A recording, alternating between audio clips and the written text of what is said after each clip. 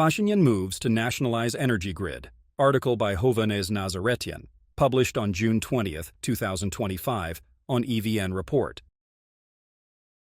A chain of events involving Prime Minister Nikol Pashinyan, the Armenian Apostolic Church, and Russian-Armenian billionaire Samvel Karapetyan is escalating tensions amid a volatile mix of politics, religion, and foreign influence, and could potentially lead to the nationalization of Armenia's national power grid.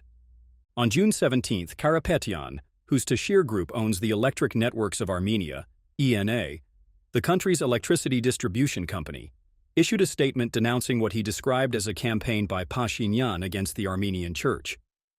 The Prime Minister has accused Catholicos Garagan Karakin II, the supreme head of the Armenian Church, and other senior clerics of violating their vows of celibacy, and thus violating the laws of the Church, and accordingly called for their removal. Critics say the government's campaign against the Church, which has been highly critical of the government, is politically motivated and intended to weaken one of Armenia's most influential institutions.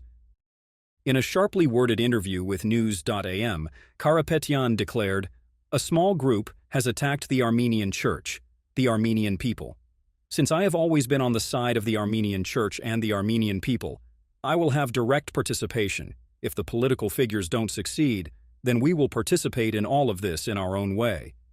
It remains unclear whether Karapetyan's vow to participate referred to direct political intervention or a broader show of support for the Armenian Church amid its standoff with the government. Karapetyan, long seen as a Kremlin-aligned oligarch with major investments in Armenia, has a history of criticizing Pashinyan and his policies. In the aftermath of Armenia's defeat in the 2020 Karabakh War, Karapetyan joined calls for Pashinyan's resignation. However, the two later held meetings in June 2021 and July 2022. Since then, Karapetyan has repeatedly denounced Pashinyan's increasingly Western-leaning foreign policy, especially the growing distance between Yerevan and Moscow. He is also a major benefactor of the Armenian Apostolic Church, having funded the restoration of the Echmayadzin Cathedral and the construction of the large Armenian Cathedral in Moscow.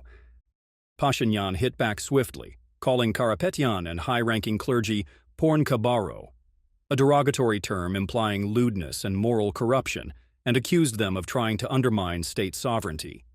He vowed that he would render them passive. Shortly after Karapetyan's statement, National Security Service officers raided his villa in Yerevan. His relatives and supporters gathered in front of his house to put up resistance against law enforcement. As tensions escalated, Pashinyan delivered a thinly veiled warning, declaring that the taste of the state will remain in your mouths, a threat to those he views as meddling in Armenia's affairs.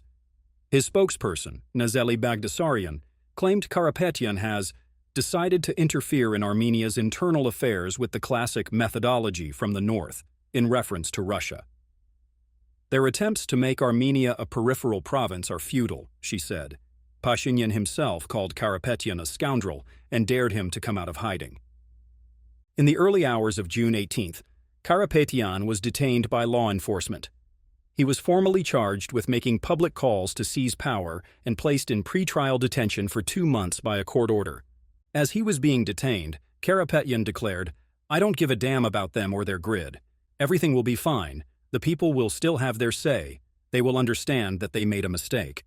Later that day, Pashinyan insisted that Karapetyan's remarks were about the Armenian state and called for the immediate nationalization of electric networks of Armenia. He defended the dramatic moves as necessary to protect state sovereignty. An attempt was made to create the impression that some people could come to Armenia from somewhere and do something in their own ways, he said, referring to Karapetyan's earlier remarks. "I will not tolerate this." Pashinyan also pointed to Karapetyan's "don't give a damn" remark as evidence of apparent mismanagement. These people don't even consider ENA theirs, and they don't give a damn about that strategically important institution, its consumers and employees. Because if ENA isn't theirs, then whose is it? It belongs to its consumers, to its workers. On the same day, the utilities regulatory body fined the ENA around $26,000, 10 million drams, for violating electricity distribution network rules and retail market trading regulations. The ENA was also fined a similar amount earlier this March and $52,000 last August. Reactions. His lawyer condemned the charges of incitement to seize power as completely unlawful, while Karapetyan himself issued a defiant statement. "I will never renounce my principles and values, because at their foundation lies Armenia itself. Boundless respect and love for my homeland, our traditions, our history, our church." Karapetyan's arrest prompted widespread criticism by Russia, the Armenian opposition, and the Armenian and Russian churches.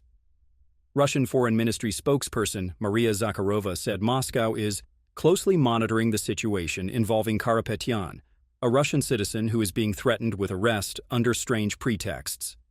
She added that Russia would provide him with legal support to ensure his rights are upheld. Several members of the Russian Duma also spoke out against Karapetyan's arrest. Prominent Kremlin-aligned media figures escalated the rhetoric. Margarita Simonyan, editor-in-chief of Russia Today, called Karapetyan a true champion of all Armenians and accused Pashinyan of persecuting national figures. Another government propagandist, Vladimir Solovyov, described Karapetyan as a close friend on the state-run TV channel and went on to attack Pashinyan by calling him Turkol, a slur implying betrayal in favor of Turkey, and threatening that Armenia might cease to exist as an independent country.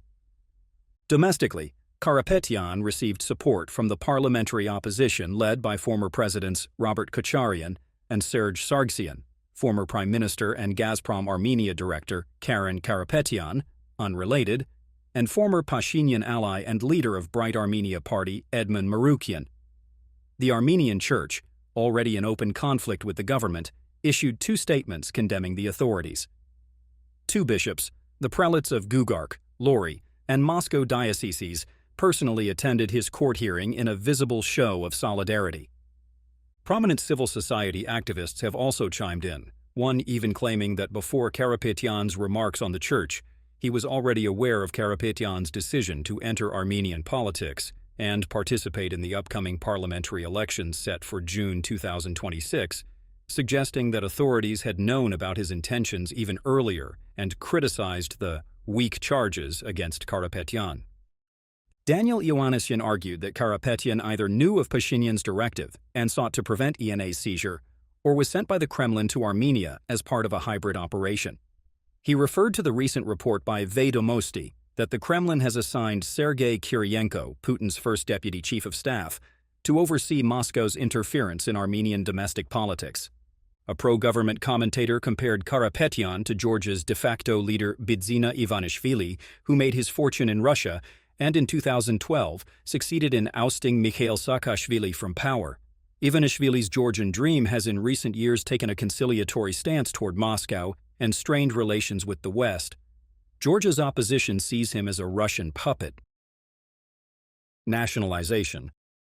The push toward nationalization appears to have been set in motion weeks before Karapetyan's public intervention. The Armenian Times, a newspaper linked to the Pashinyan family, cited an internal government document dated May 21st, in which the Prime Minister expressed frustration over frequent power outages, describing the situation as an energy crisis. He requested specific proposals within a month and threatened nationalization of the ENA if it failed to compensate consumers. Speculation about a possible government takeover of ENA had already surfaced last year after repeated outages.